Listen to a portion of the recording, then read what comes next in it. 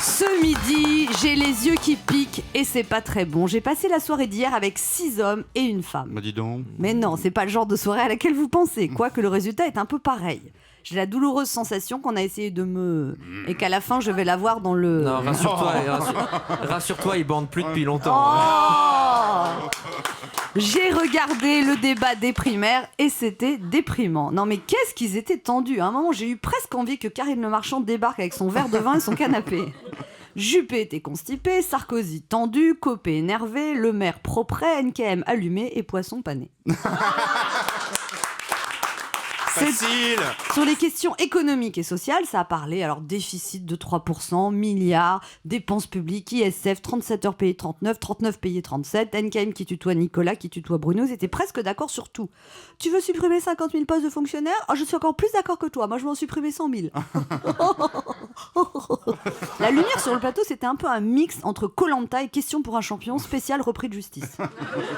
En fait, on se serait cru dans un film américain avec George Clooney quand il prépare un casse. Alors au casting, il y avait le vieux prof de fac Juppé, le jeune communiant sans cravate Le Maire, la bobo bourgeoise de gauche NKM, l'austère Fillon, le revenant Copé et un jeune premier déjà âgé, Jean-Frédéric Poisson. C'était le seul à être un peu moins d'accord avec tous les autres. Il leur a dit qu'il avait retrouvé un vieux programme du RPR des années 90 où il y avait déjà toutes leurs propositions. Waouh ! C'est violent, le poisson, on a cru que c'était une carpe, en fait c'est un piranha. Seule femme au milieu de tous ces hommes, NKM ressemblait à une actrice d'un film de Hitchcock qui se serait trompée le plateau de tournage. Vous avez vu que NKM était en rouge comme Hillary Clinton et comme moi. Non mais elle me copie ou quoi ? Nicolas Sarkozy transpirait beaucoup. Alors lui, s'il n'est pas élu, il pourra faire mannequin pour des pubs de déodorant. Bruno Le Maire, avec sa tête de premier de la classe, il a dit « Je ne veux pas supprimer les fonctionnaires physiquement, je suis pacifiste. » Oh, j'ai ri. Bruno Le Maire aimerait incarner le renouveau, mais j'ai jamais vu un jeune aussi vieux. Il portait pas de cravate, mais il était tellement raide qu'on aurait dit qu'il portait une Minerve. Alors après la coupure pub, attention, on est entré dans le dur, la sécurité, la laïcité, l'identité, l'immigration. Sarkozy a rappelé qu'il avait eu 5 non-lieux, Juppé a rappelé qu'il n'avait été qu'un lampiste, mais qu'il avait des cicatrices. Quand on pense que pour être vigile de supermarché, il faut avoir un casier judiciaire vierge. 22h53, on a enfin prononcé le mot islam comme le nom du coupable dans une série policière. Les candidats, ensuite, ils ont tout mélangé dans un grand shaker pour nous servir un cocktail au goût d'extrême droite.